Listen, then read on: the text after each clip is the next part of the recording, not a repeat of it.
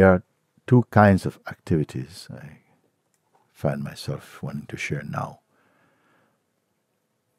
What I call cosmic activity, which is the activity that this body was divinely created to perform, actually. And there's the activity which is mental activity, which is the kind of constantly chatter that goes on in our mind, and always fantasizing and projecting, which is an activity that distorts your natural harmony. It distracts us from our natural harmony. The activity that comes from ego or from strong personal identity, that will distract you and keep you blind to the deeper awareness of your soul force, your natural harmony or unity with God self or pure awareness. Now, we have been so much conditioned in life to develop in ego or personal identity, taking personal identity to be the fact of our existence and not the root or the fictional existence. The personality, or sometimes people don't like to think that personality or personhood and ego are the same, but they are actually. Ego does not mean beating your chest and saying, I'm so great. Ego can also be like this.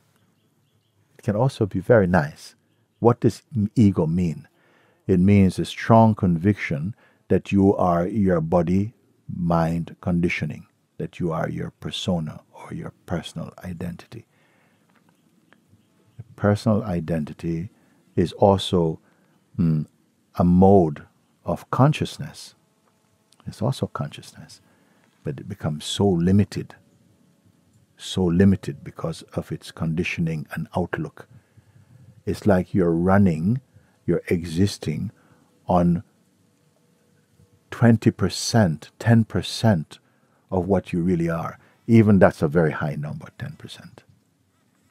If we are living merely on the basis of personhood, then we are almost cut off.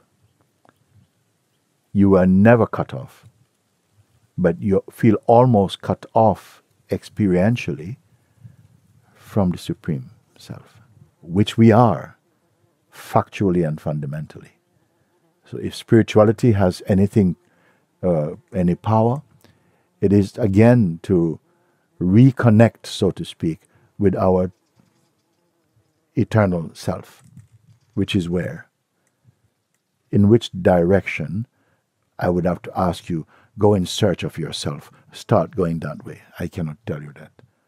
Because you are sitting in yourself, but unaware. We are sitting in the heart of ourself, but unaware of what it is experientially. Is it too many words I've spoken like that?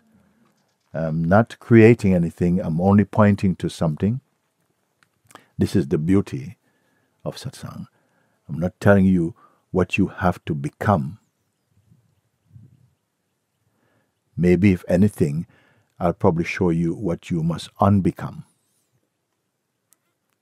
Because what you are, you cannot become. You can only rediscover. Actually, life is about rediscovering our true or fundamental reality or nature. Unlike the ego is always trying to become something. Can you see this? We're always trying to become a better person, trying to become more loved, trying to become accepted, trying to become successful in the world, trying to become famous, trying to become rich, trying to become powerful, trying to become. So few beings. And I count you inside that few. In this life, or in any life, I've begun to discover and to deconstruct from the delusion mentality to rediscover our fundamental nature. And it's not like when you get over there. No, every moment. Once you've begun to recognize, every moment is like you're expanding in consciousness again. Every moment, at least, should be your attitude. You're constantly maturing by grace. Because grace is just another word for what you are. You're opened to grace. You're under God's care. I stand with every word I'm sharing with you. In our world, many people cannot be quiet. Too much mental junk food, emotional junk food. So nobody is keeping quiet. Even to say keep quiet, at a certain point there's nobody to keep quiet. There's just quiet. But in the beginning, you have to be told, keep quiet. Make effort. What's the effort? Is the effort to keep quiet? No, the effort to not engage with the noise. That is also quiet.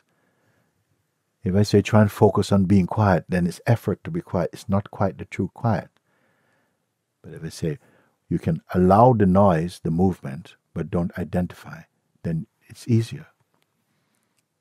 Then you don't have to do silence. You simply recognize the silence. What is the value of silence? Silence is the mirror to your own being.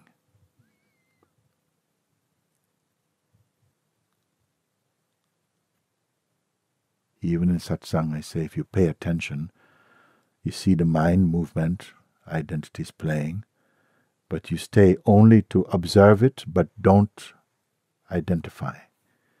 This is powerful exercise for everybody. Look, observe, but don't identify. And look what happened. At first, sometimes people like the driver on the road. I can't do it. I can't do it. It's too strong. My mind is too strong.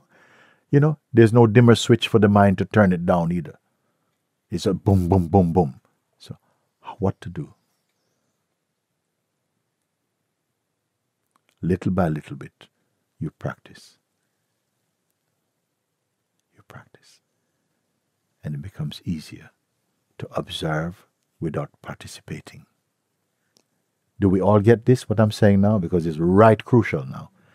If you do it even for a little bit,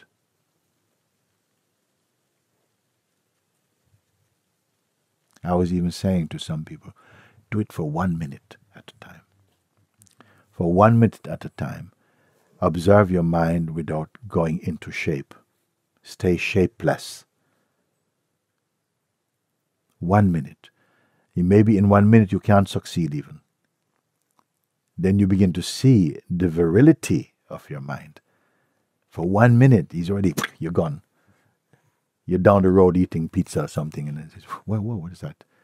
You see the force of mind habit.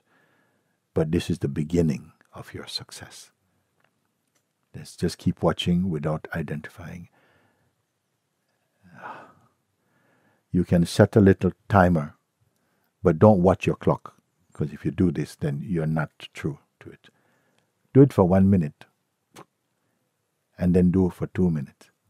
Try to see. Just at first, it's like effort. It feels almost impossible. But stay with it. And gradually you'll feel somehow. If you don't identify with what is arising in the mind and the being, naturally and spontaneously, it will throw you back into natural self-awareness. We are very object awareness at the moment, meaning that we are what the senses are bringing, What the mind is imagining is like our day is full. Everybody is engaged, working for their mind. Nobody has time.